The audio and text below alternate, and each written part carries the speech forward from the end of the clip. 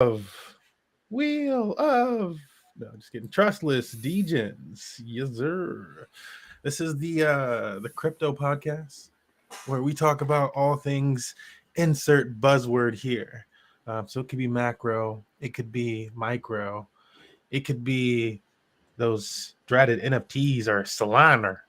Um, if you don't know about crypto, then you're like, what's a Solana? Anyways, whatever.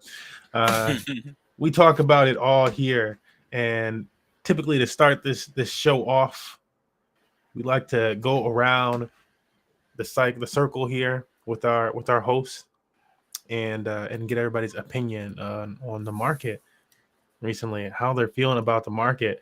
But before we do, because I'm sure you already see the title here, before we do, Nope.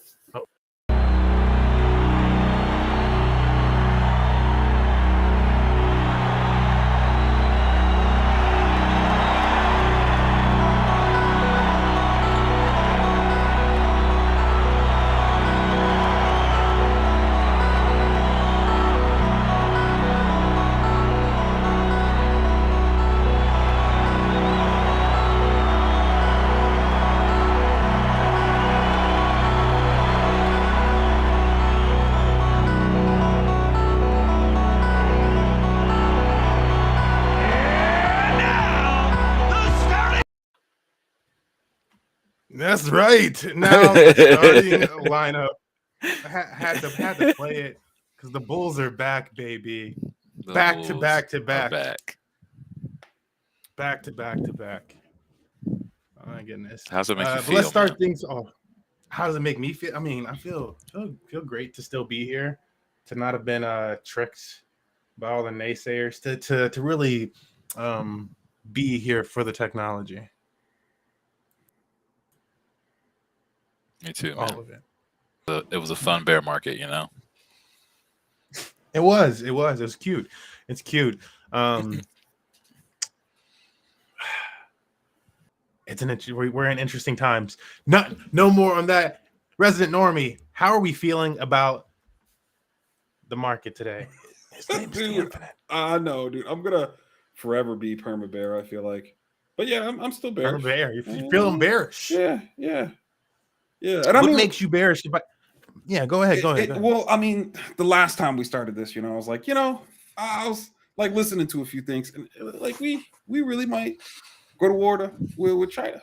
And there's like a couple of those things that I'm just not so sure about. And yeah, those are reasons. That's enough. And say it. Some countries get very, very wealthy during wartime. So I'm just saying. I'm not saying anybody's going to war. I'm just saying, is that really the way to be looking at things? Traditionally, you know what happens with countries actually during war times, when they need to do things, they need to be able to fund their militaries, and so they start. I'm like, in terms of crypto, I'm like emitting more tokens. They start printing more money to cover their war debts.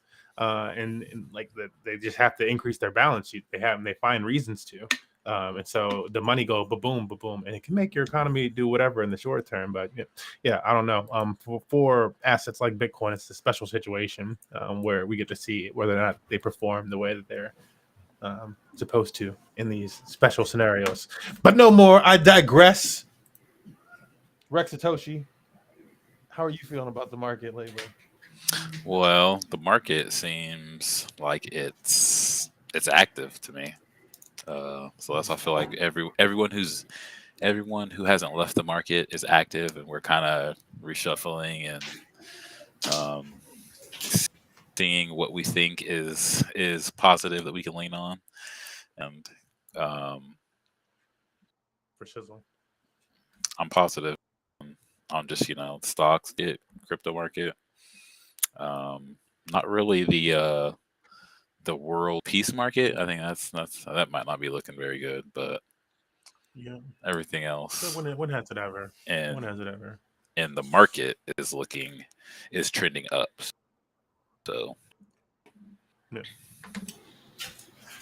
New deals to be made. New deals to be made. Yeah, and yeah. If you haven't caught my wind yet, I'm out here manifesting destiny, y'all. I'm out here manifesting. A few weeks ago, you asked me what the price, what's it gonna be?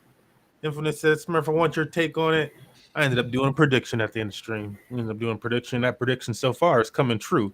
Last month or last week, we were around like the 27, 28s. This week, it's 29, 30. We were expecting 30,000. That was like a $2,000 or $3,000 Bitcoin climb, we call it, like, or something. It was like, like, so, and more to come.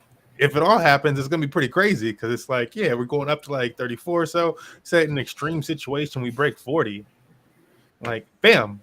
And then, like, and the funny thing is, we said that earlier, and then, like, now everybody's like, starting to see analysts say similar things. I'm like, oh Lord, I'm seeing some fancy analysts say some similar things now. So, getting pretty interesting. We'll see if it all comes to fruition. But I'm pretty bullish currently on the market. Not to just throw in all your money bags, but at the same time, it hasn't been the wrong thing to do since last September. Like, it just been totally up, and like at this point, what are they saying? Like, I think I read an article that said Bitcoin itself is like at a 10-month, rivaling its 10-month high, and so they're like, it's kind of like becoming the point where if you were riding the market down before and then you got like cautious, we're back to where you got cautious. Like, it went down and then we're all the way back up. So like the whole ride experience. So if you just held the entire thing, you just held it, and it was like, cool, you held and just worked out for you. You're back to where you started. But like most people really started to get like risk off at where we currently are in the market. So if it starts to flip upward of where people started to get risk off, then it's risk on time. It's like, no, this is the time where we saw where the jumps were happening before, and there's that much less. And it's like, and things are, it's just, yeah, it's going to be really cool. Let me stop. That's how I'm feeling about the market. That's what we're currently seeing. And we're gonna dive into some articles today. We're gonna dive into some stats, kind of looking at the market, seeing how things are rolling this week in comparison to last week, and just continue to pick the brains of our hosts here on what they've heard about market, what they've heard about crypto, what they've heard about macro, and in general. In fact, before we're doing this, in fact,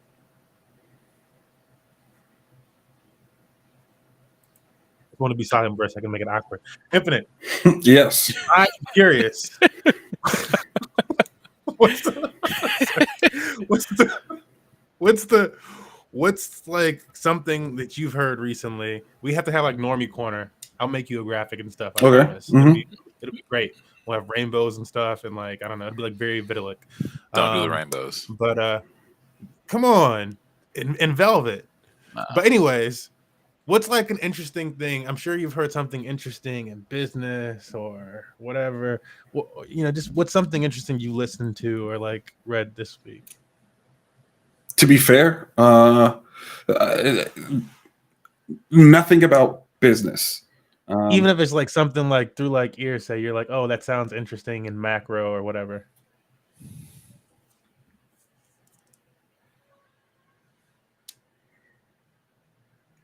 To be honest, literally nothing business. I think I went too deep on the whole possible war and kind of like that phase.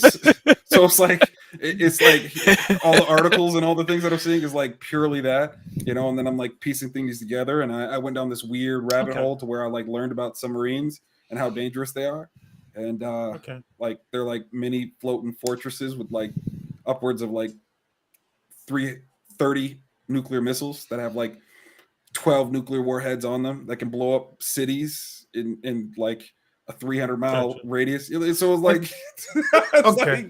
Let me ask you this, because that's more so like the war machine. But let me ask this, see if any of this has popped up in your searching of these type of articles. Has there anything or been anything that's surfaced about like what specifics in terms of like typically like when we think about war, right? What are countries typically go to war for? Resources. It's typically resources. Resources in land. It's resources in land in general. Yeah. Which is typically done in resources and land. We want the powers. We're now residing over your I guess BRICS counts because that was a part of the conversation. BRICS. Yeah, the whole like they usually pair it up into like we're the getting axis somewhere. and I forget the other word for it, but basically how China and Russia and possibly some of the Saudi countries are kind of coming together and trying to create their own reserve currency is this together. like the name of a it's a coalition or so? Yeah, BRICS. Yeah, the BRICS nations, man, like India, Brazil, I think Russia, China. Okay, there's getting, like so we got somewhere with I mean, you. Look at this. That counts, but it's we're getting somewhere. I think that is macro. I think that it is macro. The macro picture is what's going on with BRICS. Squeeze that macro out of what's going on with the war, man? It's not bad to kind of talk about those things. When you have the opportunity. I definitely think that they matter, but I feel like, as far as like war, I don't feel like it is a traditional war. Like, yeah, we have what's going on in the Ukraine. That's not traditional right now. What's going on with Taiwan? It's just kind of like a bunch of like weird like backdoor stuff. People are trying hard to like not go to war for real, but on the other end, as far as like financials and like like money markets and stuff, people are making moves now. I don't personally know if that means that the dollar is doomed until the end of time, but I do think that means that we're going to see some stuff that we haven't seen before. Yeah. Okay. All right. Listening to the All In podcast though, where he like talks about Chamath, I have a hard time saying his name, was talking about how like the yuan's pegged to the US dollar. So like them doing this coalition kind of like doesn't really matter because like their money's still pegged to our money. So even though they're saying, hey, we're gonna do it and we're gonna do it in this specific currency, like it's still pegged to ours. So until they're off on their own, doing their own thing and guaranteeing their own kind of like situation, like I mean, them kind of like I think that's what they're like trying to do. A step in one direction that's bad, but I feel like that's the steps argument. that's the steps we're seeing right now. Yeah, we're seeing China. We're seeing China and the other countries start to make moves to make themselves not so dependent, to make their currencies not so dependent on the US dollar. So even if it is pegged to the dollar, they're trying to make it not. So, and what happened was when Russia invaded Ukraine and America decided to do those sanctions and Russia came out on top, everyone else was looking around like, Russia's okay. We might be able to try to do what Russia did, and not that it'll work for them, the way that it worked for Russia, but for China it might. Like China has a lot of pull. They've been doing a lot of talking to nations. They just talked to France last week, or no, actually it was this week. Macron went to China. It was basically like we can't mess up our relationship with China. So I mean, I think it all matters, but I don't know what it means exactly. Well, again, this all revolves around some of the things that I've absorbed, and like obviously, there are articles and stuff. There's no way that I can personally validate it, but if I were to go off of a lot of what they say, they get, I think, 70% of the materials they need to maintain their food source and so on and so forth comes from us and our allied countries.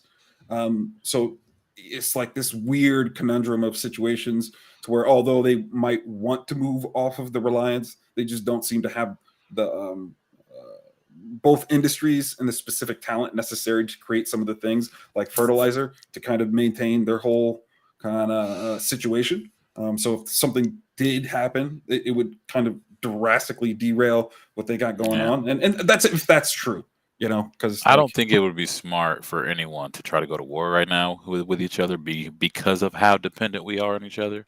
But I think we're clearly seeing these other countries taking steps to not be so dependent on the United States. And I mean, That's all I can take from it right now. Right.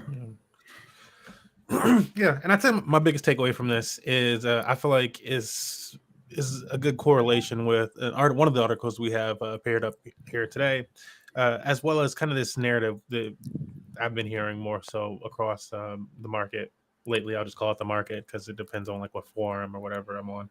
But that's just so more so that China, has obviously been making more headway, and this is something that I've also said for like a long time. Where like you go back to like even like the Trump administration, and I'm like, I feel like there's a lot of this rhetoric toward China because we're upset that they're such a powerhouse and that they're getting strong. It's like it's like we look at the statistics, it's very obvious. People are talking about like a Shanghai like spring or whatever the heck and all this stuff, and this is like during that administration. So I'm like, I imagine it's like we need to like slow down some of the hype, the hotness that's happening over there. Like it's busted. People are like, people are becoming ultra wealthy since like the 70s and up and stuff. And like, and it's like, yo, like they're really, it's really hot. So we need to slow that down. Like, and so like I've had that kind of stance with just I don't know, our rhetoric toward them in general, and obviously that extends toward like allies and stuff. But then also like kind of like the ways I don't know, I see it in things like the app wars. Very vocal in my stance of like I feel like that's pretty much like the reason why we have the type of stance we have against TikTok. I'm like, yeah, but when we have stuff like I also have in the title here today, Meta rugging NFT users, aka Meta, like we offer all these people on Instagram and Facebook the ability to use NFTs and stuff like that, but then we all of a sudden drop it like some months into it. Why would you drop a new technology? Probably because of funding. It's probably because of money. You probably need more money. You probably want to save money. TikTok probably has the money as they just launched this whole live streaming application front end and stuff like that, comparable to like an OBS. They probably have the and it's like this paradigm starting to they're the fastest growing application. And all of a sudden they're targeted by the United States. Oh, okay.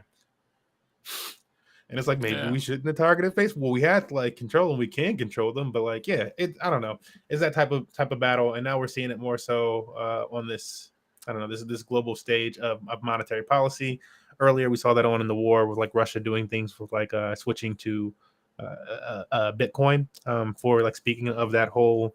Well, if it's pegged to the United States dollar thing, it's like, well, Russia kind of bypassed things by pegging some of their stuff to not Bitcoin, gold, pegging some of their stuff to gold and returning to like a gold standard on some of their stuff.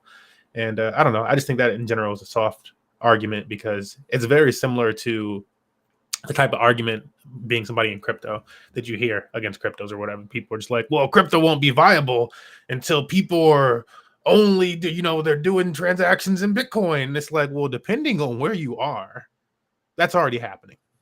It depends, like, depending on what you're using, it's already happening. And like now that's like it's happening on this more global stage. It's like, well, people, it's only pegged in the United States dollar. It's like, well, depending on where you are, depending on what you're using, we're actually using rubles or we're using whatever the heck, or we're using peso. It just kind of depends. And so like that's just like a flawed argument in my way. So it kind of is really weak because that would be like, yeah, well then crypto's never gonna no, like at some point people just choose to use something else.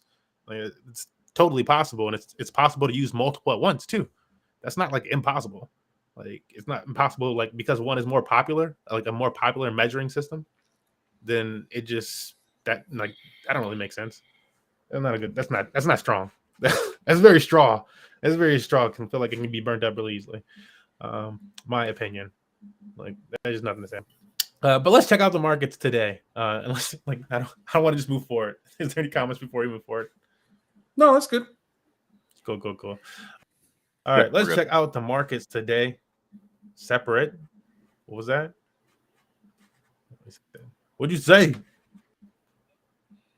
I said we're good, I think. All right.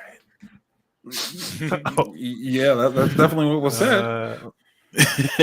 I couldn't hear him, and that's why I asked like 3 times. I just couldn't hear. Maybe my connection is slow, or maybe I'm slow. Probably the second one, but I don't know. Yeah, it's very obvious. What you got for us? But looking at the USD index, oh my goodness, yeah, that's definitely happening. There's definitely some type of like delay in the connections. Like talking keeps like going over the top of each other. But yeah, looking at the USD index really quickly here, 101.46. If you haven't been keeping up with this, I'll just break you out to the 5 days so you can get a little idea of the trajectory. Boom, there we go. And then again, we've been saying crypto has kind of been like the right thing to do for at least the last 6 months or so. Check this out. Boom. Okay. And these inverse to each other, guys. Last time that USD has been like, big player was when you were hearing about the whole British pound situation and stuff like that. Since then, it's been like a great time to get into. I mean, I don't really mess with stocks like that, but I imagine stocks and crypto. So that's how that's looking today, or well, in the today range and in the 6 month range. In terms of market, and as they say, the trend is your friend until it's not. So do with that information as you will. We just from Trustless Degens, and we do not offer financial advice. S&P 500 though. Down on the day. That's not to say everything's not down right. You know what I'm saying? Like we're gonna look at some other things, but having a little bit of a red day. I guess it's only a 0.5%. It's probably like I'm like, what's the sentiment for stock people if it's like a 0.5% day? Like, are they like, oh man, this is horrible? Like, what is that? What's that feeling? I don't know. I mean, probably. I'm jaded by crypto. Well, so I don't know. you're like 0.5%. I'm like, okay, well, down it's a 0.5% day. Are you down $16 or are you down 16 like points? Well, this is like 16 points. Yeah. Yeah. See, I don't know. Yeah, I just like I don't know from the stock perspective. Like Infinite, what's your take? You hearing we down 0.5%. How you feeling? 0.4%, not 0.5%. These things is that matter. So that's just. I'm not sure either. That's just today. We got to go up and see like. What about the like? What about the 5 day? What do you mean you're not sure how you're feeling? How you feeling? I'm feeling all right. I told you what's absorbing most of my time at the moment and what I've been spending my time researching and listening to. But that's not. There's nothing to research about that. That's just like this is straight up. It's pure speculation. You have $100, or you have let's make it larger so that you have some feeling behind it. You have $100,000. It's down 0.4% today. How are you feeling? Well, if you're smart, like. And like the market fluctuates, the market fluctuates, but this is a day where it's down 0.4% and you make that money in stocks. If I'm not spending money I can't afford to spend, then I'm probably okay. I'm like, I might make some moves, but the most part, sometimes the day's down, the hour is not yours. And you just you wait and see. Yeah, zoom out, look at the bigger picture. That's the 1 month for stocks, and the 6 month looks very similar to what we would imagine for the crypto chart. Again, it's an inverse of what you're seeing for the USD index. Yes, sir. Cool. Next, I want to jump into the crypto markets. Check out some of the top performing or tokens. Well, not top performing, I guess. Top 10 assets. We kind of want to look through. Typically, just check out CoinGecko. See the top assets on the market. Might need to do a little refresh here. Get the latest. Yeah, Bitcoin at 30,000. For those that don't know, now 30,000 Bitcoin. Look, also down 0.4% on the day, but it's at 30,000. It's whatever. I'm sure stock people feel very similar. They're like, yeah, it's down 0.4%, but I bought it, whatever. It's like, yeah, kind of just. But I'm up, man. Yeah, if it's up, then it's up. BNB up. I'm gonna look at the 7 day really here, and most things seem to be, it's kind of like a split on the 24 hour and the 7 day. It's mostly green, obviously here. Got Bitcoin up 6.7%. Ethereum kind of right on its border there. Really, I feel like this is like an every week thing though, bro. There's something about Tuesday, Wednesday, or something like this little middle of the week thing. Because I'm like, dude, was Ethereum $1,900 last week? I don't think it was $1,900 last week. I don't think so. Yeah, I don't think so. Like it's something with this day range where it's like the next day or some point during this day, like we get weird spikes or something like that. That's like something to remember. Where I'm like, we get some weird market movements during this day range. BNB up 1.8%. Skip the stables. XRP kind of holding solid. Cardano up 3.8%. I've been hearing more and more Cardano buzz lately. Also, there might be an influx of money going into Cardano. I will be one of the people that's influxing my money into Cardano because of centralized exchanges in the United States no longer like having whatever the heck, like closing their jurisdictions and whatever the heck. They're like, they don't want to deal with all the crap. And so they're just like, we'll just do like a global one and like leave the US. Basically, that's happening with more and more places, right? And so what's happening with all that money? It's flowing out then that's a lot of money that's just going to kind of flow out of the United States, actually, because then it's kind of it's either held on change or it's held in some more global fund run somewhere else. So mine's going on the blockchain. Other people will probably send theirs to other countries, but that's something for us to consider. Actually, when we're thinking about the macro, I'm like, I wasn't really considering it that way, but that's actually what we're causing to happen right now. When you think about it, that's like a lot of money leaving the United States. I don't know why we would do that. Like we could probably handle that better and keep it in house, but who needs liquidity? Yeah. Polygon. Why would we do the right thing? Right? Yeah. Don't have the best record for that. Down 3.4% for Polygon, up 14% for Solana. Ooh. I saw this funny meme this week where somebody's like, Solana is $23 and it's up like whatever the heck. Avalanche is only $18 and up blah, blah, blah, blah, blah. Obviously, Solana is better than Avalanche. I'm like, that's just not how it works. That's just not how. But I don't know. Solana's some people fucking crushing it though this week. What the fuck? Hey, that happens. Nah, I mean, you do know. You want to know what I heard? You want to know what I heard? What did you hear? What did you hear about the Solana grapevine?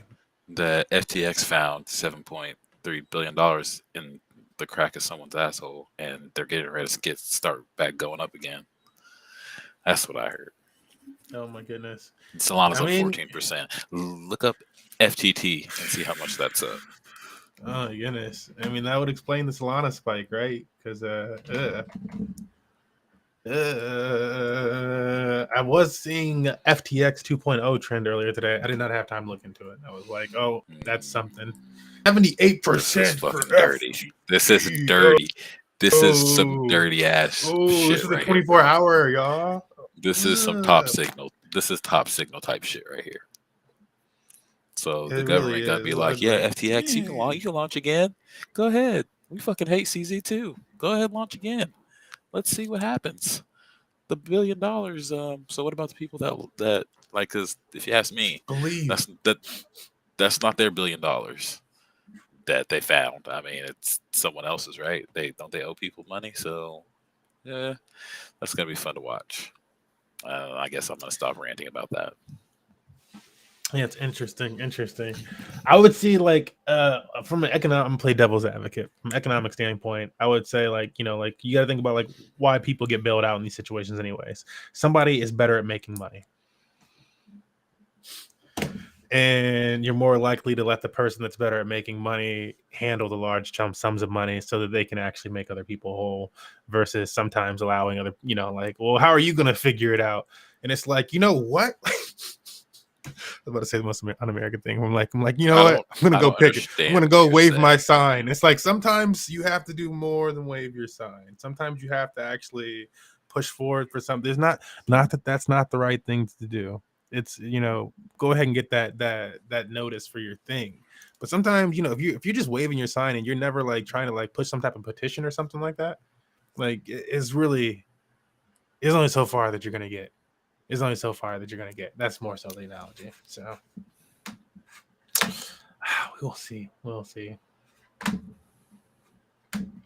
Anything else about this FT? This is why I don't think it's. Let's move on. I don't want to rant about it for much longer, but they're a great company. People are like the product was good. Okay, was it? We have definitely beat the fuck out of Solana enough. I feel like I'm sick of beating their ass at this point. bro, like everybody's leaving. It's like, it's just, I really hope people are wise enough, but there's retail investors and there might cross like a whole new wave over Solana. Because I'm like, everything is left Solana. Like, like a lot of the NFT projects left Solana, like everything DeFi left Solana, They went all to the fucking, games and they stuff went left to Solana. fucking Polygon. Yeah. Well, that made sense though. Like, it's like, it's like a time like, do I want to? Well, you should have never even been on Solana to begin with. Why wouldn't you have gone to Polygon first to begin? Whatever. As you said, there's too. We can get stale. Solana was popping. We're going to ultrasound. Look at those popping. wings. Flap. Fuck. Flap. I wouldn't know. I knew, but I wouldn't know. You know what I mean? Like I knew, but I wouldn't. I'm like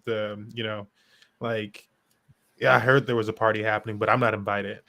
Okay, no, I was invited, but I didn't go. Yeah, you was invited. Nah, you went, but you don't remember the party because it was so good. Hey,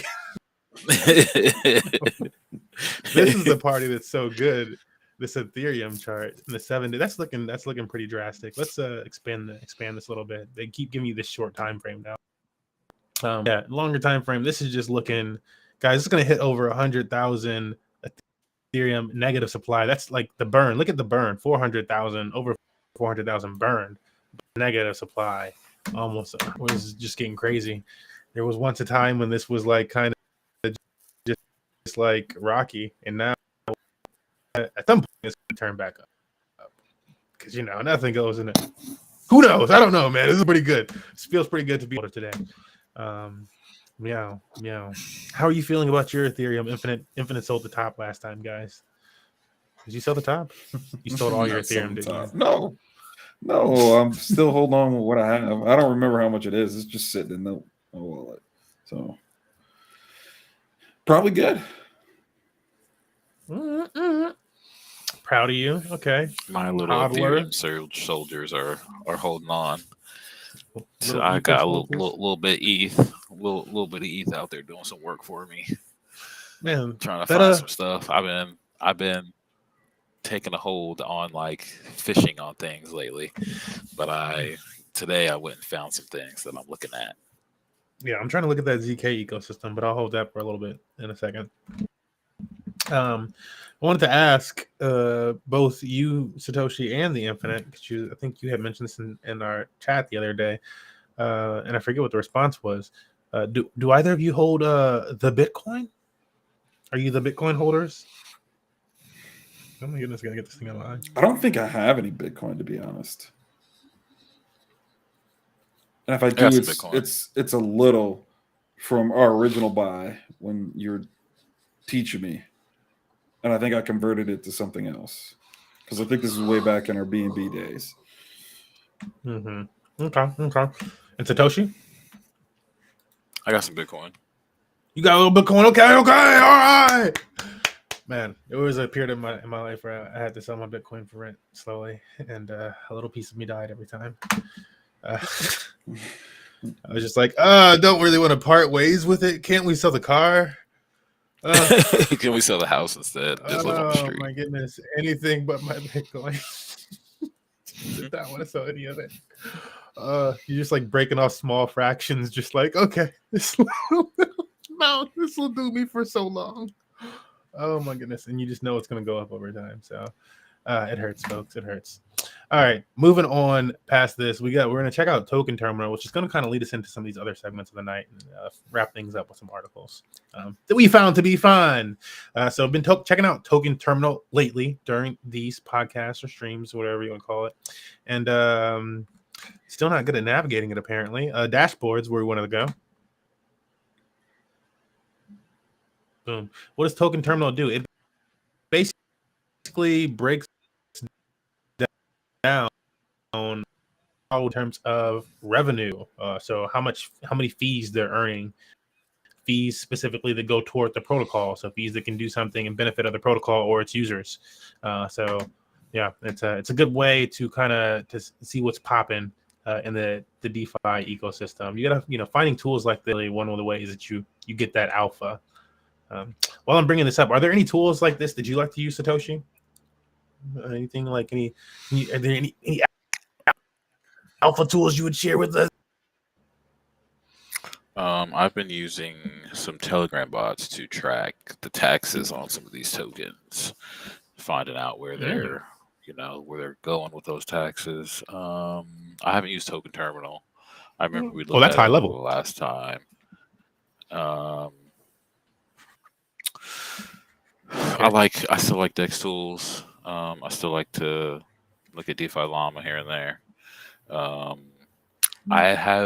I use a really cool tool called Arkham to track wallets and stuff, which is a lot of fun. So All right. That was there's way more than I was expecting. You like took a second at the beginning, like, I don't know, probably. All right, here's all this high level stuff that you have to be advanced to like get a hold of. But this is what I do. Some of those tools. Well, specifically one of them, I kind of just started using it really, really recently because I'm fucking sick of tax tokens, man. I'll just leave it at that. That's funny. Like you like accidentally buying into tokens with transactions like taxes or something, or what do you mean? No, buying them on purpose, but they're just like, sometimes you want to know what the team is doing with the marketing whether wallet. It's whether it's bad or something. Yeah, we want to see if it's like a tax scam, see what they're doing with some of the Ethereum that they're collecting. Are they marketing with it or are they selling it? And, there's some really cool bots out there to find this type of stuff. I'm in this one Telegram group where they have a bot running that checks all these new tokens that come in on this blockchain on Arbitrum. Like it checks all the new token smart contracts and stuff. Like specifically to the liquidity pools, I think it is. And basically lets you know if the creator of the pool, so whoever like launched the token and stuff like that, has ever done like a honeypot or any other malicious projects in their history. So you get like a background history check on like the creator of the token. You get it does a scan of the smart contract in general to see if like, there's some type of weird thing to it. And if the funds are just held or whatever. I need that. There's like one other check that it does. I'll try to find the name of it because it's pretty OP. I'm like, wow, okay. I'm in a good group. You guys are crinkly as hell. That sounds like the bot that we've been using, but it sounds like it's got a little bit more. It's fun. It's pretty dope. I'll check the name. We'll cross reference after stream and try to share that with you guys so other people can use these things. But back to Token Terminal here and its revenue fees. Wanted to point out one of our this week. Of course, we got Tron. Always number 2 on the list. Ethereum at number 1. It's Shanghai day for Ethereum, so hats off Ethereum Shanghai. Yeah. It means you can finally. Actually, I think there's like some type of wait period on like it's active, and there's like still some type of like wait thing or whatever before everybody can do it.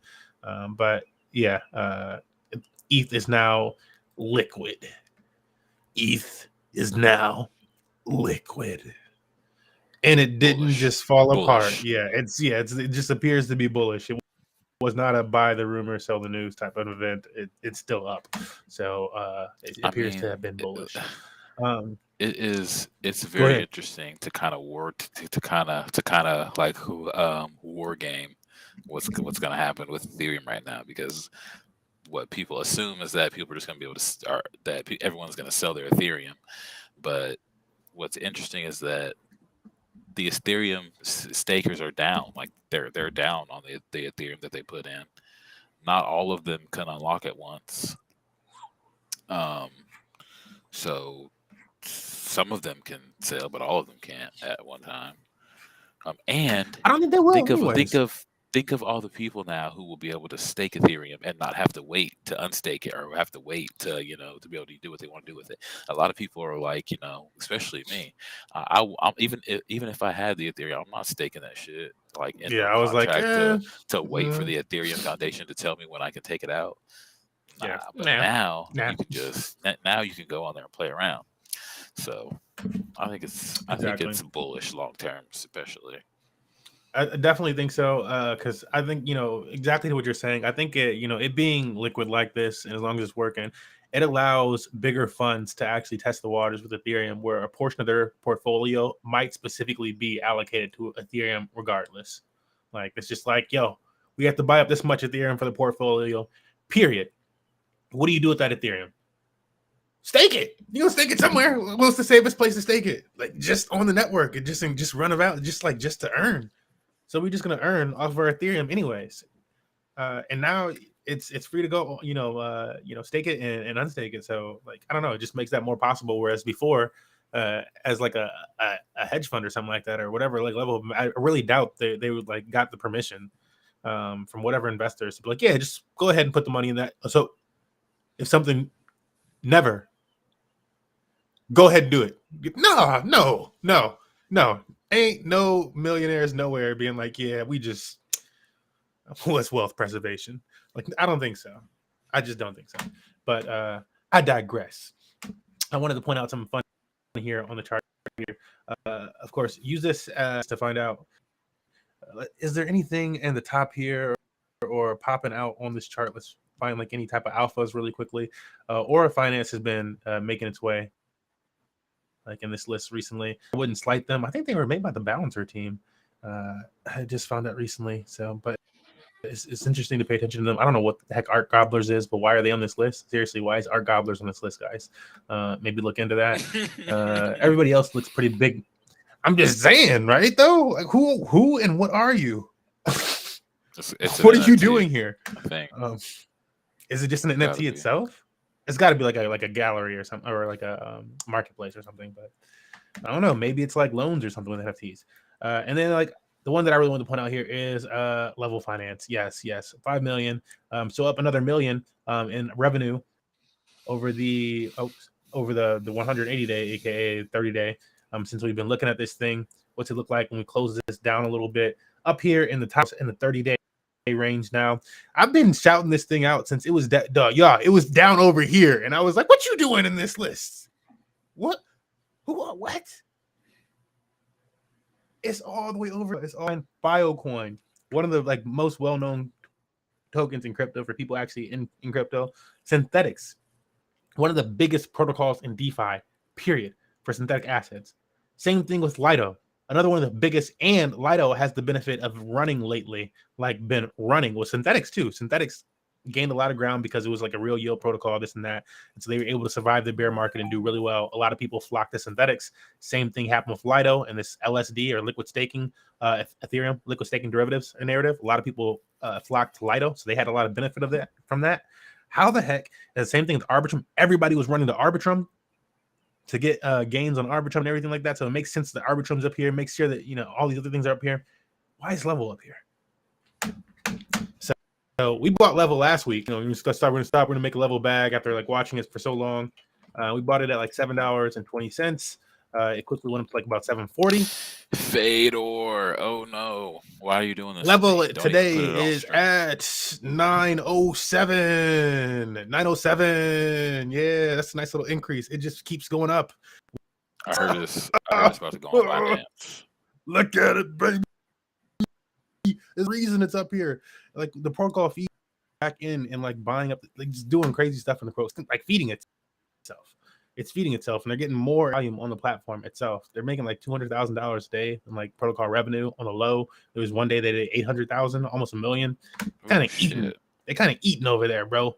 The 14-day, 47%. Like it's just like, yeah, it's just looking good over here. And the craziest thing about this thing, I shared this in your group really quickly, Satoshi.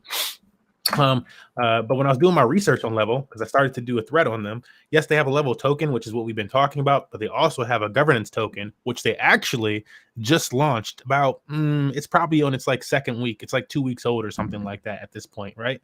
This governance token. We found this thing when I started doing my research around it. I'm not gonna buy something while I'm doing research on it unless I'm just feeling like super degen at the time. But it was about $120,000 per token, because there's only 1,000 of the token. Because there's only 1,000 of the token. Smurfy should have bought it then. It is now $177,000 per token. These things are being released. They're being released via this auction where you need tokens to actually buy the governance token, and there's only 1,000 of the governance token. So it's just like, and then the governance token is earning like crazy. The governance token is earning a portion of the Level's fees, and it's earning all these fees, and you're earning something like 100 and whatever, like 110 10, 120% APR from the governance token, and it's not really going down. Like there's not a lot of room for the governance token. And as somebody who maybe wants to have a say in the governance of the protocol, why not just buy up a few chips of the token, the governance token, help it go up, honestly, because it's really hard for it to go down unless some big bags like decide to drop. And then you're earning this nice APR on top of it. It's just, I don't know, it's kind of win-win-win. I'm gonna be interested to see when this thing dips a little bit. Let's look at this chart down here underneath it. But this was another really good call. I forget if I'm earning this, but I invested my level in the platform, so my level is earning about like I only put like $3 or 300 or something like that in it. It's earning like $1 and something like that a day, and it's just the level token. So I'm going up on the price appreciation, and I'm earning some money per day. Yeah, but this thing is. I'm trying to catch it on like a little dip or something like that, and yeah, but I need to start like DCAing into this. I forget if I earned some from the platform itself. I need to check back through my thread there, release that for the people so the people can experience this themselves, and pump my own bags, but potentially. No, we don't say that. No. But no, this is an interesting project, which you don't need to pump. You just like looking at this. I don't know. People like to leverage trade. It's one of the things. That's our token terminal corner. Yeah. We're our last yield aggregator. I need to start looking at token. Yeah, check it out. We're our last yield aggregator away from our articles of the day, which are like our kind of closing points. Just running through our little articles we got here. And this is DeFi Llama. For anybody who's not familiar, we like to come here and just check out, how the market's doing. It's not loading in its chart, but sometimes it's shy like that. I'm just gonna refresh. Whatever. We want to look at chains today. Hey, we're here to look at 51 billion. It was like that last week. We remember we were like whether it was 51 or whether it went up to like 60 billion. It stayed the same. But that chart on the right says 41. All right. So we're going to chains. We're going to get a bunch of data from the blockchain, let you compactable, nerdy format, because you have to like numbers to look at this. Let's be honest. Ain't nobody that don't like numbers looking at this stuff. You like, or even, I guess you don't have to like numbers. Maybe you just like money, which is also numbers, whatever. What's popping as far as the top chains in DeFi? Ethereum, of course, number 1. Tron, BSC. What the heck is mixing down here at number 9? Who are you? What? Chronos, and look, they got a nice little increase, 20% on the that's 1 month change. Interesting. I don't know what that is. DeFi chain, I don't trust you guys. Stop. Solana trying to make a comeback. Where is the chain we're looking for? They're like in the top 50 or something like that. Oh, they climbed up a lot. They're in the top 25 now. 23 here. Zksync era. That's ZK. Has not been 30 days for this one. So within is this a 7 day? Is this a 7 day? Yeah, 7 day, 95% liquidity change on this blockchain. 4.54% in the 24 hour. This is going to be like, it's probably going to be like some of the biggest changes across some of these are crazy. But pretty much, still it's number 2. That's a lot. But what is Moo Chain? I'm sure not a lot of liquidity needs to move that. Basically, let's check out Zksync era, right? Check out the liquidity, how it's moving over here. Again, we were saying, is this going to be another Doge chain or is it going to be Sirius? Doge chain did not get to these numbers, and so promptly going to say it's not another Doge chain. 100 million, 114 million to be specific, TVL blocked or at least over there on Zksync era. This fresh chain. And this is what that looks like. What are some of the top protocols over there for you people that are interested in Zksync? But you gotta know how to bridge over there first. I'll show you. I'll ask Satoshi too. What else you knew? But some of the sync swap. Sync swap, is that how you like to bridge? That's the one I've been. How do you like to bridge over to I like Zksync? Orbiter. So I too am an Orbiter fan now. Orbiter Finance. I like it a lot. A lot. Yes, it is. Nice. I tried the ZK era bridge. I think that you kind of have to use the ZK era bridge at least a couple times. Maybe I'm not sure. I'm just kind of paranoid. That's since the I didn't get Ethereum the Ethereum airdrop. ZK bridge, right? I just think that's like the Because that's the like official yeah, one. that's the official. That's the official one. Yeah, it's Ethereum to But ZK. No, I'd rather use Orbiter for because sure. the ZK era one is a little bit scary, kind of slow. I don't know. With Orbiter, it was quick, and I didn't have to worry about it. Now, I think that people should be careful with bridges. They are risky, and they get wrecked a lot. So get used to them. Don't be afraid to try different ones because you might have to eventually. I think that, yeah. Sync Swap is probably going to do an airdrop. I think they've confirmed that they're doing an airdrop. It would be probably smart. What I've been doing is swapping between Ethereum and USDC on Sync Swap just a couple times a day, and trying to get my volume up a little bit and see what I can do. I need to find some threads on Sync Swap and see what the steps would be to try to get the airdrop. Maybe get some LP or do some staking or something. I don't know. Yeah. All right. So it seems like Sync Swap is a winner for you. I know I heard a lot about Velocore recently. Before that, I know Is that VC? I'm not sure what the token Is that for their it ticker? is. I'm pretty sure it is. I've heard a lot about them too. I just haven't got a chance to use them yet. I need to make this bigger. I used Mute. Mute was the first one that I used when I got wrecked, bro. So it was nothing that they did wrong, but I bought a token that was out there to get me, and it got me. It got me pretty good. That's how they do it. That's how they do it. So I've had to take a break from ZK for a second until I built my armor back up. I got back out there again.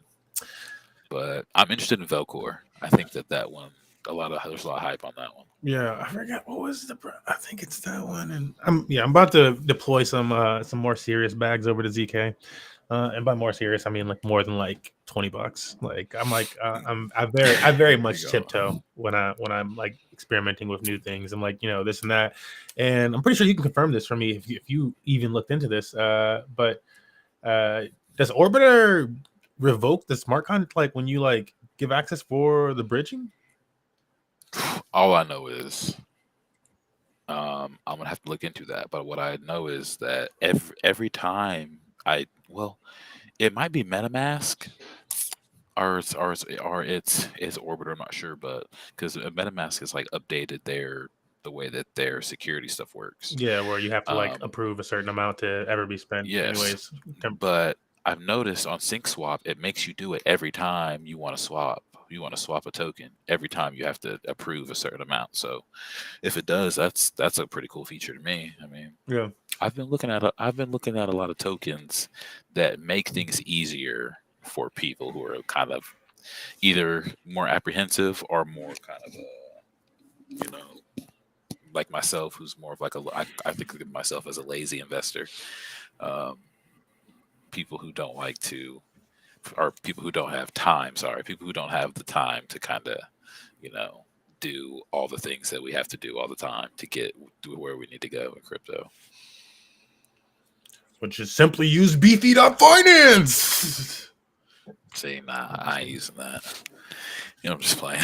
I have used beefy. I have used beefy. Like, I don't be messing with those smart contracts. I ain't locking no crypto nowhere. To combat with yields. I'm not locking nothing up. That's for the smart people, That's for you big brain Smurf to lock your crypto up and get the yields and stuff, and I do enjoy be involved in the project. That's cute. I'm gonna have to keep stacking them up, bro. Level treating me right, bro. I'm pretty sure they're giving me some LGO out here. I'm pretty sure I'm earning some LGO, so I ain't really mad at that. In general, folks, Zksync is kind of it's where it's been at lately in terms of that move. What was it? People were checking out something recently. I think it was was it stables or raises? Overview chains. Let me look at this real quick. I forget what section it was. People were talking about there's a way to see how the Is it raises that I'm looking? I'm looking for. There was like I a don't know. category where people were talking about how you could see what chain stable coins were flowing from to, and that being one way. Go Yeah, to stables. is it just in stables and Go to is it overview? stables, Is this and gonna be an overview? then go to overview, and then there's a tab over there that'll say the inflows. The tab. Well, the percentage change, I think. Wait, is it? There should be a percentage change. Like if you scroll over, it says 1 day change, 7 day change. If you click those, you can move it. Like you can change it to whichever one's the most in a day, or least in a day. Okay. Do 7 day change. Yeah. Do set 7 day and change it to like the like top down, and then you might have to scroll over a little bit to see it. But To see which one it is. Let me see if I can. I don't want to see how I did it. Okay. This is just kind of an inquiry as we made our way. Because I just know it was like a thing, and I wasn't sure if it was like in volume but I know people have been talking about that recently, where they're like, "Oh, you can do this." I'm trying to look for it because I've used it before. But yeah, and just DeFi Llama, great place to go, get acquainted with, learn to use it, as well as some of these other tools that we popped open today: Token Terminal, Ultrasound.money, CoinGecko, Google. Shout out Google. Yeah.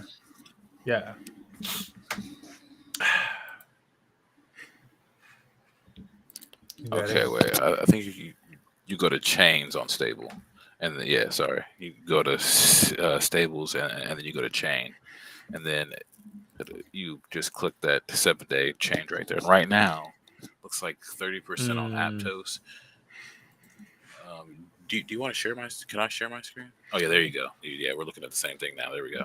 Don't share my screen. You got it. But I mean, Aptos might want to start looking at that a little bit. That's crazy. 30% is a lot. Kava. I've heard a lot about Kava. Kanto's starting to rise again. Starknet has an airdrop coming soon, I hear. We should probably start looking into that. I'm surprised ZK isn't on here. I wonder if... Okay, at least they're not in like the top 10 outflows. That's good. Oh, nope, it is.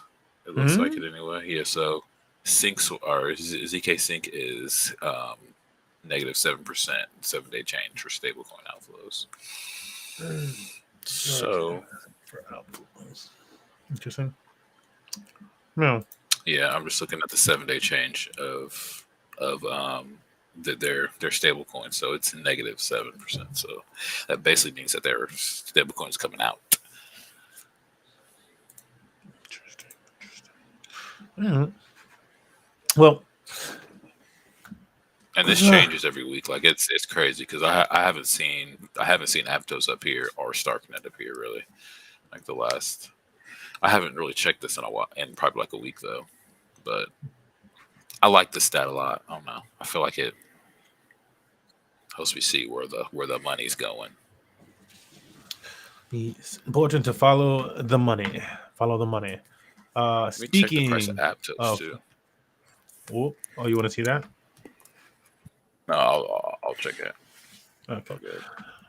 Speaking of following the money, there are two things that I wanted to pop into as far as following the money, and they both are to do around narratives in crypto. So one narrative that's been making headway in the markets in crypto and macro, the Infinite couldn't help but get it off his tongue. China. All right, so it says China's credit impulse is picking up. Here's why it matters to Bitcoin. Can anybody in the class give me any insight into what this article might be referring to before I kind of spill the beans on this thing? Give you guys the spark notes. I don't know. No, Nah, not me. Sats. What's going on? I'm just gonna do it. Yeah. So yeah, when they're saying China's credit impulse, they're just referring to kind of this increase in liquidity entering the market, so injecting more liquidity into the market, and that then going to where? To buying up assets, to buying up Chinese stocks, to buying up, if they want Americans, whatever they want, whatever you're buying up, more liquidity injected into the market is a good time to be. And so this article kind of goes through like different time periods when that's happened. Well, wait, where is it? Tidal wave liquidity continue to propel crypto risk. China's credit cycle has bottomed out. And initially when I read that, I was like, okay, does that sound bad? No, a bottom is like, if they're just now starting to do these liquidity injections or increase the liquidity injections, and they're saying they're at the bottom right now, then it's about to get really pretty for some stuff happening in the future here. That's what that means. It means you're at the bottom with a bunch of money. It's about to be flowing in. So this is like, I don't know. If we were looking at it as like the bottom price of Bitcoin or something like that with these liquidity inflows, if everything worked out perfect and the world was all flying cars, this would be like the bottom of like Bitcoin, and we start to see only up those from here. We wouldn't be touching those lows that we saw up to 17,000 and stuff like that again. In general, for like stocks and whatever assets and stuff like that, that's kind of what that would mean, or what it's like kind of hinting toward could be like a possibility.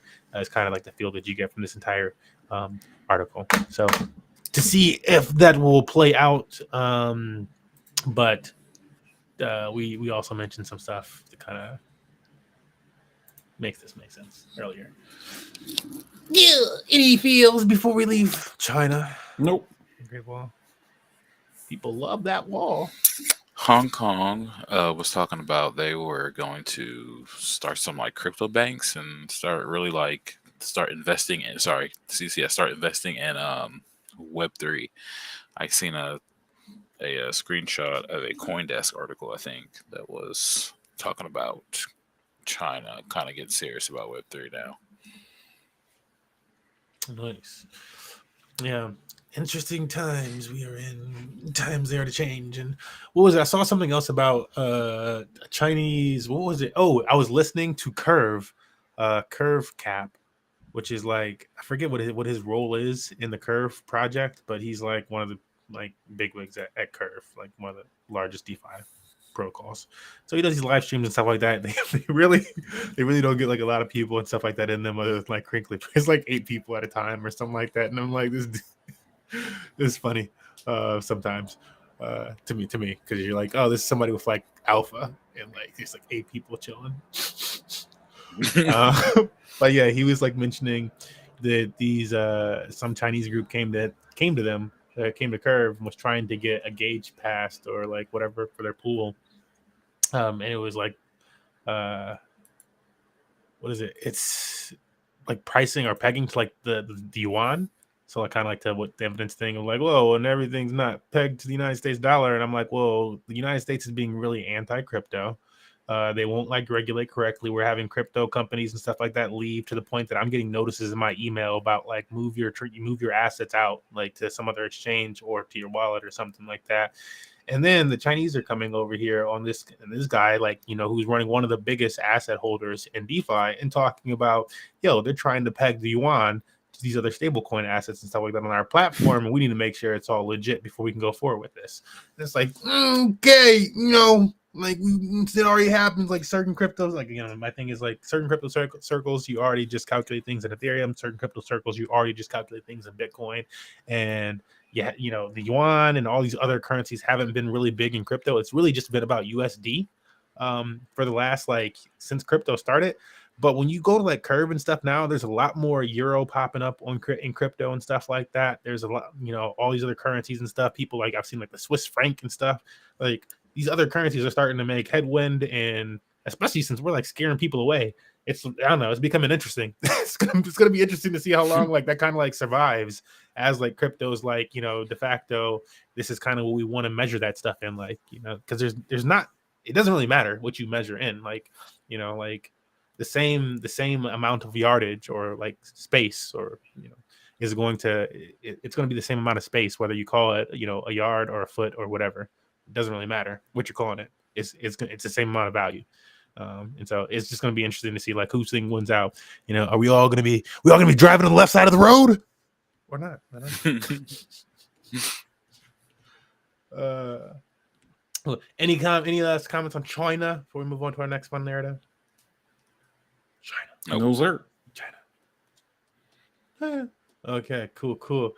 This next one is one that I just liked, actually. This guy is a bit of a crypto DeFi influencer. He writes a lot of threads, and this is on GameFi. So I just kind of wanted to jump through this, also pick, our brains here, see how people are feeling about, GameFi narrative. Have you been hearing about the GameFi narrative? Should I explain what the GameFi narrative is in general? What that means? This guy's probably going to say it pretty well throughout this thread, but yeah, explain it before we drive through. Yeah, explain it. For sure. Satoshi, you want to try? Nope. Got it. I got it. All right. Yeah. So GameFi is basically just referring to Web3 games, or these blockchain games that might have some type of tokenomics wrapped into it, or there's more to the game. It's not your traditional games. These are games that like you could consider a game like Gods Unchained GameFi. You could consider a game like Axie Infinity GameFi. Obviously, a game like DeFi Kingdoms, where it's mostly DeFi wrapped around lore and other things like that. These could all be considered GameFi. So to crush you understand why games are. I was gonna see if he actually said it in this top portion. Been some time since I read this, but that's in a nutshell GameFi. It's all the things that you wanted from that game that you spent all that time on. And then they wouldn't let you sell your assets, and you went to GameStop and they offered you $2 for the entire thing, and it just became a very bad day because you didn't want to part with it anyways. And I'm definitely not going to give it to you guys for $2. I'm just going back home with this thing. I didn't even want this game anymore. Why is this happening? Why is this happening? It's like that was like every 90s kid's like experience in like GameStop, which is not like a 90s store, it's like a 2000 store or whatever. But whatever, that was your experience. You tried to turn in a game and discovered that I'm getting shafted. So yeah, you got to feel for it. You got to feel for GameFi at that point. That's like a very broad strokes. It's blockchain gaming. It's blockchain gaming that isn't just like recording the stats on the blockchain. It's blockchain gaming that has to do with transferring of blockchain assets. Okay. Yeah. It's like CS:GO skins, Yeah, exactly. Well, I was saying that to somebody else where I was like, yeah, it's just like it's a CS:GO skin thing. And I wonder if they say that in this, but it's crazy where people that are sometimes like really against like blockchain games or whatever the heck, they're like, oh, I can just do that with CS:GO. And it's like, why wouldn't you want CS:GO to be incorporated in other? Like, what about if CS:GO allowed itself to expand? Yeah, your assets and everything CS:GO else can do the same thing that you do on CS:GO. Why wouldn't you want that for more games if you like it on CS:GO so much? It's because they can't believe I can only do that on this one game. They can't believe it's not butter, bro. That's why they can't believe it's not butter. They're like, this ain't even butter, dude. This is not like some margarine. Like, people like their hate trains. For real. It's all margarine, man. It's just like it's so silly to be rough. Like, why would you like so you only play CS:GO? That's the only game that you would ever want this ability on. Got you, because anything else deserves your hate. Cool. Traditional games exploded with popularity, and okay, we're just gonna go past this. Where's some of the fun here? Where's some of the great again? Main thing, good Oracle. We're talking about some of these points. We gotta get to where they break down some crypto things. So some of the crypto promises, this is kind of like what you get from GameFi. Crypto promises, crypto ethos of decentralization, sometimes community focus and interoperability. What's interoperability? That's kind of what we were just alluding to with these projects being able to work with each other. It's something that I think is. I was reading somebody's tweet the other day, and they were like, "When when do we start to see more verification for who actually created a video, who's actually being shown in the video? Should be able to push something." And I was just like thinking, stuff like that is like really on the way. The more you're into blockchain, there's already because like I don't know these digital identities that we're building up behind our wallets, in terms of people tracking whales as wallets and stuff like that, or tracking celebrity as their wallet, in these NFTs that people get, whether they're a soul-bound NFT or it's a part-time one, and somebody switches their profile picture though. But when you have like an influencer and they're known by their NFT and they shift to something else, and it actually kind of fits the vibe of the person though, you start to get it. You definitely start to get it. You're like, it's the same way people do in like Discord or anything else with shifting their avatars. But in this case, they probably have some other type of utility inside of a game or something, and then you're still using it as like your persona thing. It's taking what people already do and maximizing it. But hate.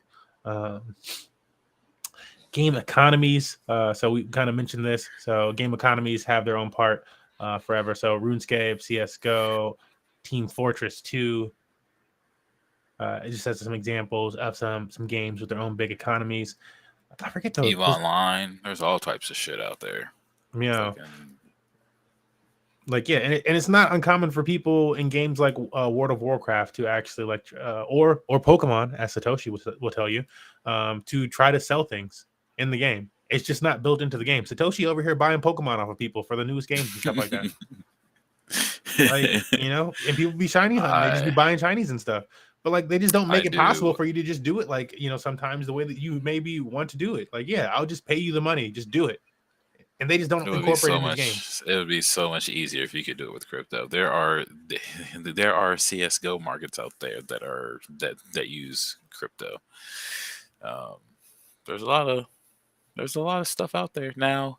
I've never paid for a Pokemon with crypto, but I mean, using like you ain't found the right seller. eBay or Twitch, yeah, I haven't. You know, so yeah, okay, all right. Don't give us ideas.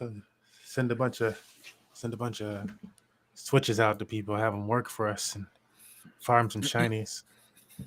I'm like, it's the Axie Infinity Boom all over again. No, players. It's even worse, man.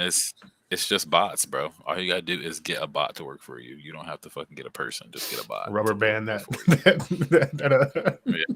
switch. Oh man.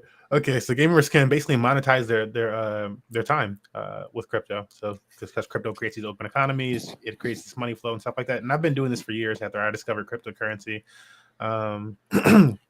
Where sometimes I'm more lazy about it within my monetization of things, where I can definitely do more. I can, like, you know, share my stream in certain places and do whatever and earn a little bit more, a few more cents a day.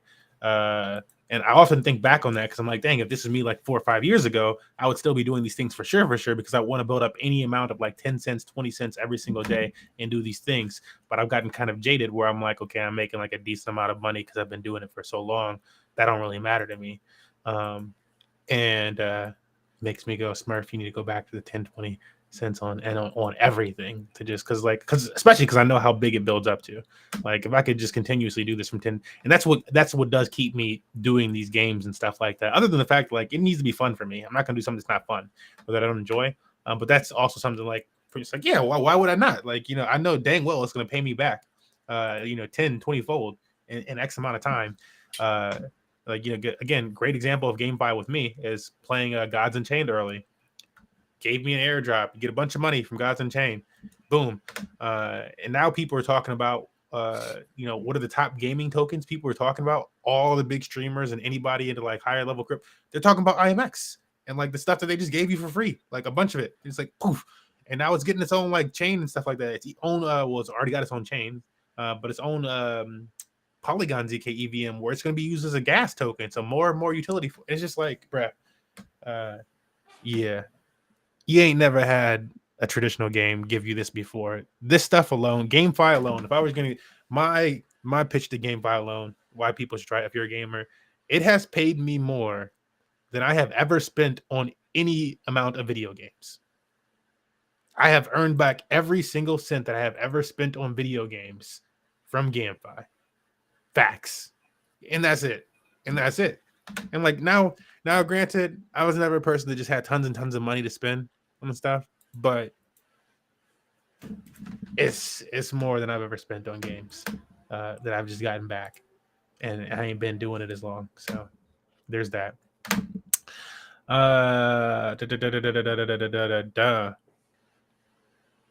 There was one other portion of this that I just really wanted to mention. You mentioned some burns and sinks and stuff like that. It's kind of just like bolts around your thing.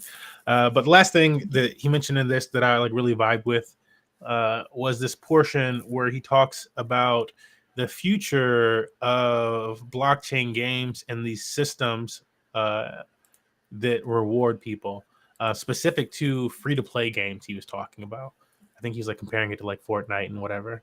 But he mentioned something that we've actually been actively working on for quite some time because I take forever with my designs and stuff. We be like designing stuff for like a year or two before like it ever comes out and stuff. And it's like I think about like our Discord arcade, which was being designed like a whole year before it came out in like 2019. A long like, time. You don't think about that stuff and you're like, yeah, really right. It's like some of these ideas like super innovative, like they hit and it's like, oh yeah, but yeah, we've been thinking about that for like over a year. And this guy was just mentioning like, yeah, so some of these gaming projects that offer free games of different sorts are probably going to start moving to some type of NFT method or paid method where they encourage their audiences to buy an NFT, which will then open up different prize level gating to them. And I was like, you damn straight. That sounds familiar. I was like, that's exactly what I'm moving toward. Yes, that's and I just thought it was funny because this is like a big brand in the crypto space who's like saying that, and I've already been like plotting on this for like a year. And I don't know, the type of thoughts that I have and stuff like that, I just slowly notice, other applications or programs or coders and stuff like that implement them on like a higher scale or more automated scale of things. So I think that's definitely coming down the pipeline. Like I imagine like yield aggregators and stuff like that, and the way that people do like DeFi and stuff like that. There's like total like huge applications that basically do the way that we were running money match gaming like years ago, and that's how people like are like, yeah, this is how you do DeFi. If you have a bunch of money, this is how you want to do DeFi. And I'm like, we just been doing that just because I was like, that's like it seems successful. And so I'm pretty sure there's going to be another case of that where it's like, yeah, this is just kind of how gaming is going to evolve and actually make money off of free games moving forward. If you can play it for free and stuff like that, but you can also earn money off of it if you're willing to buy the game, which previously, whenever you buy the game or do like any type of purchase, they don't really give you anything back. So now all of a sudden you'll have access to buy the game and own your assets and do whatever the heck else in their ecosystem. And yeah, new level of dang, you're because you don't have this game. Yay for all you parents out there. You guys get to experience that. Yeah, some other fun. Just skimming past this quick article. BlackRock offices occupied by French citizens. There's unrest in the world. Let me not like Infinite's smiling, guys. Let me get off that one. No, there's no smiling. I was just like, this is what's been top of mind for me lately. I'll just play, dog. Sushi Swap hacked. Head chef says revoke all chains. So not sure if you saw this stuff. It was you were only fucking so Sushi Swap's a pretty big deal in crypto. You were only susceptible to it, supposedly, as they said, if you had made a transaction on Sushi Swap within like a 4 or 5 day range, which is like that's a lot of time. But only within that range what they'd be like, yo, go and revoke stuff. And like the person was only targeting like one wallet or something like that at like time. So they weren't like targeting a whole bunch of different people or something like that. But situation was called. They're like, oh shit, somebody's like doing some bad stuff and they're doing it this way. Everybody revoke stuff. It's supposedly been patched up again, but if you weren't in that period of time, you don't have to worry. But I revoked everything to Sushi Swap ever. So yay! I was like, I don't care how much it is in transactions. Because yeah, you pay for those transactions. But yeah, Sushi Swap been sketchy for a while, honestly. Yeah, they just there. Sometimes that's the only place to get the tokens. And I have to use them all the time, but it's because you're super degen with your buy sometimes. So yeah. Don't be telling people what I do, bro. Don't you talk bad about me. Yeah, we said it in the chat today. Don't fade Satoshi calls. Don't fade a Satoshi call. You might regret it. I got some heaters. I got some heaters coming. 2 days, 48 hours. You might regret that shit later on, like OXO. I had to show this on screen because. Oh, go ahead. Sorry, my bad. No, you're good. Because I'm like, so if you want, you got to talk about I'm just gonna mention that the Meta's over here rugging their users. on the NFT side of things. Now I'm saying they're rugging their users, but this is really just because if you spend any time, apparently you're allowed to use Instagram and Facebook, and I haven't really used them because there's Snapchat recently, or not Snapchat, TikTok. I'm like, sorry, once you go TikTok, you don't go back. It just so happens to be a black logo. Oh my god. Oh yes. But no, seriously. If you were using Instagram, apparently you could utilize all these NFTs on here and build up NFTs from different content creators and whatever the heck they're using. Making this whole ecosystem out of it. And now it's like, yeah, if you've been doing stuff over here, the app is like basically like, yeah, the app's shutting down and you're losing all your photos. So really, so it's like that type of deal. So I'm like, this is just kind of ugly. Again, it's probably because of money, which to me points more at like the whole Snapchat or TikTok thing, where it's like TikTok just launched a whole live studio, and you guys are rugging the small audience of NFT users you have. Oh man, yeah, but I'm sure things will go on or something. Show must go on. Show must go on. As Leo once said, playing Jordan Belfort. This is the last thing we're covering today before we get people's opinions. Bitcoin price rivals 10-month high as CPI data beats expectations. It beat expectations by like 0.1, 0.01, like something ridiculously small. I was like, whatever. Sure, guys. All right. Again, I'm jaded by crypto. We're like, what percent? Huh? Yeah, call me when it's 30% difference. Call me when it's 30% difference. And it better be next week. I don't want you running off. I don't want to have to wait that long. Yeah. I want the shit to happen soon. Yeah, it's got to be pretty quick.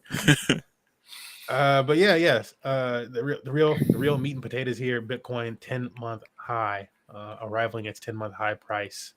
So worth pointing out to anybody who's on the sideline and stuff like. And I'm hearing a lot of people that are just in crypto being like, "Yeah, do you really want to be on the sideline right now?" As a person, like it's like you don't though, not really.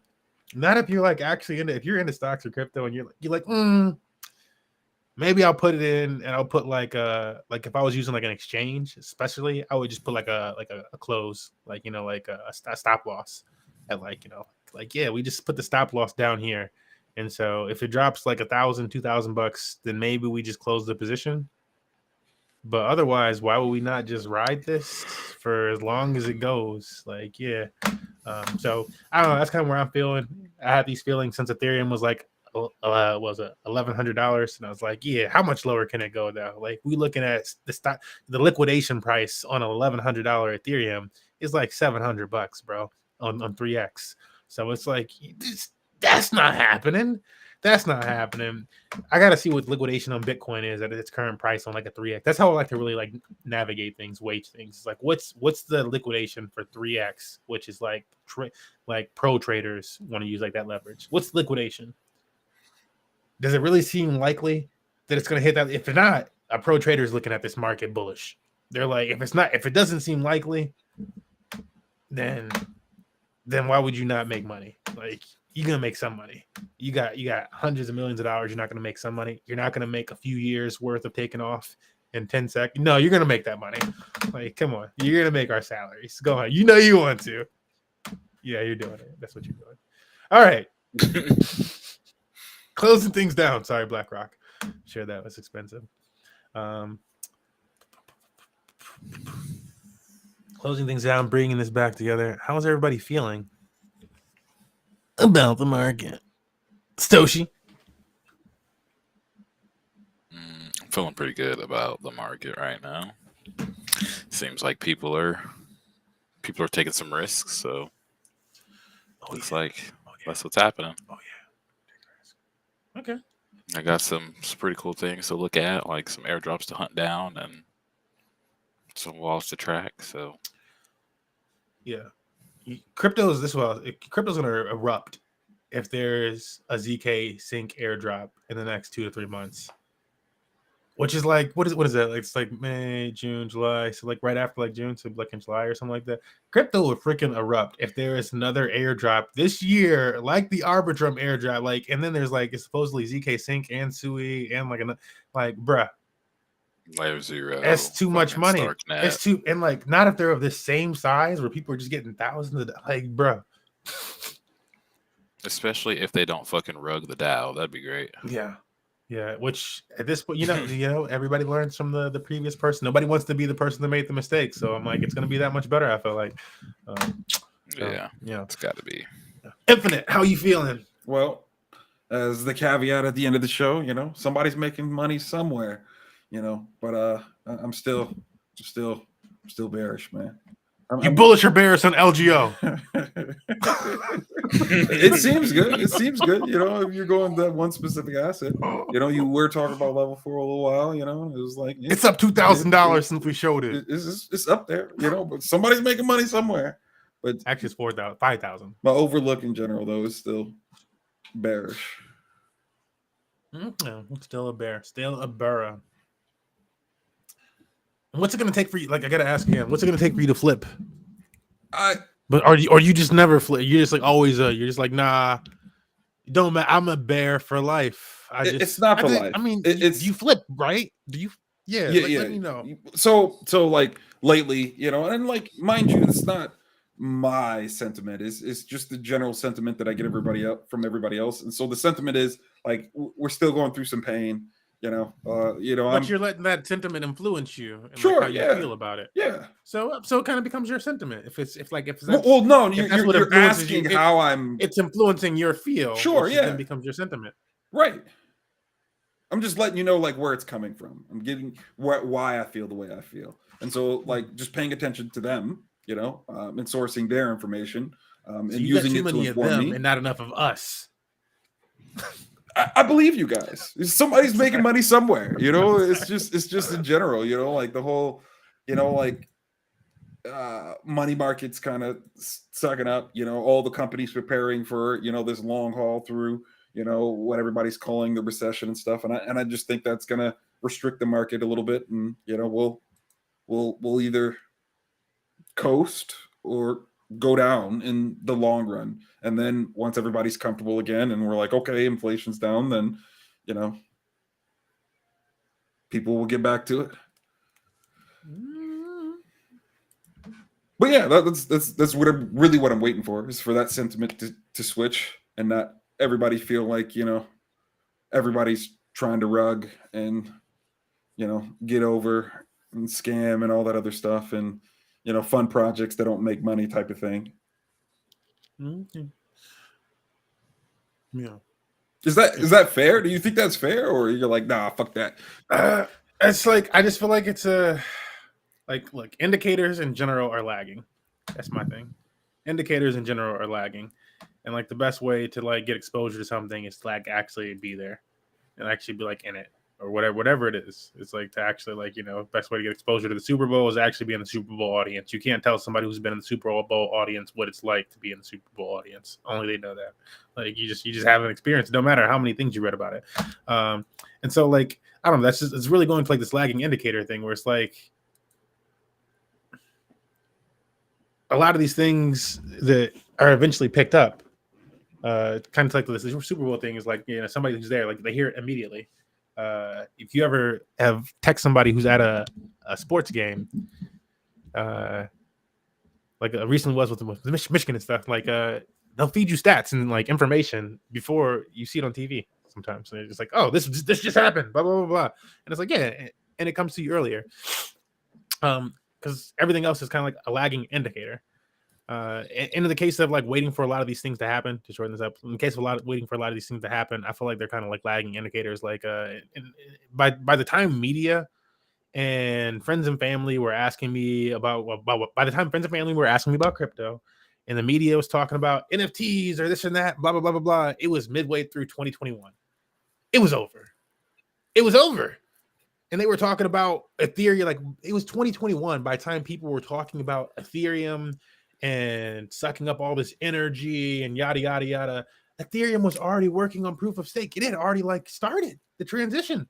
Like, how late is the lagging indicator in this case? We already ran up a bunch of money due to like the switch, and like people being like, it ran up all that money because people were like, proof of stake is coming, and it ran up all that money back then. And it's like, how late is it? Like, I don't know, he's lagging. These indicators are so late. So I'm like, I hear that, and like, it's fair to a degree. I'm like, yeah, you can catch things. You can know it's like but it's almost like a top signal at the same time. It's like, yeah, but by the time everybody switches and has a different opinion to you, or different opinion than they currently, like, I don't know, like it's a consensus type of thing. It's like watching cows go graze or something like that. Well, by the time every single cow has decided that's the better spot to be, ain't no grass over there. Dude, I like that. Unless there is grass. Unless there is grass under the grass. And then everybody's like, those are some sick cows. Oh my goodness. Y'all ain't got no grass over there? Grass all walked over. No, but that's typically how, I don't know. That's how I feel like when I miss things. I'm not basing that off of like, I don't know, any type of like other scenario other than like how I've experienced things. And like when I feel like I missed something or missed a narrative or something like that, I feel like that's kind of the case. And yeah, I've literally come to like take friends and family and everybody else switching their opinion on stuff as like an inverse Kramer type of indicator, where I'm like, dang, I have been like, I gotta look back. I gotta be like, have I been eating? And like, dang, I have been eating. It's time to go. I gotta pay. It's time to pay the tab. Like, get the fuck out of here. Like, dang, I've been eating before they turn the lights off. I mean, like, look. Like, just to think about it this way, I bought about $100 worth of Bitcoin when it was $16,000. It's almost double. That's an expensive asset for it to have almost double.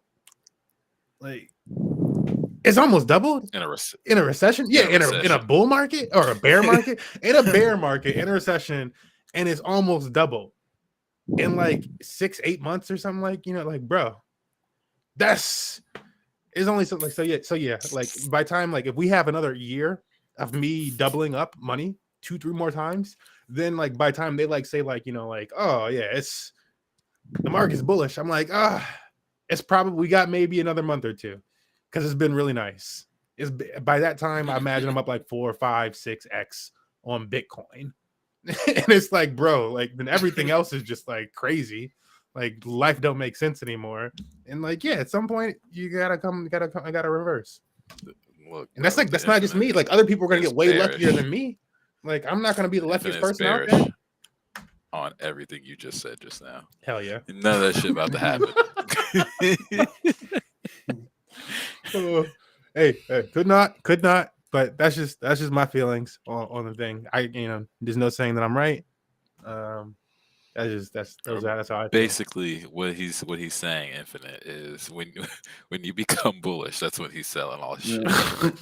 So make sure you absorb the inner bull. Make sure you let us know when it's time, when you're like, yeah, I'm about to go buy, because we about to be like, oh shit, here they come. When my girl started being like, you know what, maybe I will learn to use that wallet. Like, oh no. Like, when she start coming to me for gas, to move stuff around in her wallet. I was like, dang it. That's okay. She's a decent indicator sometimes. The first time I was like, she was right about mana and stuff like that. That whole metaverse stuff. She was like, let's buy it. Let's buy this and that. It was like $75. I was like, nah. My money came back like a few months later. It's like $200, babe. I don't know about that. That's a lot of money. It's like $10,000, man. She was like, time to sell. I was like, look, you got Axies?